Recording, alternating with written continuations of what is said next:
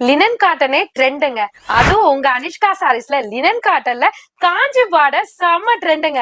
அந்த அளவுக்கு வீடியோ போடாத முன்னாடியே செம்ம ஹைலைட்டா போன சாரீஸ் தான் இது.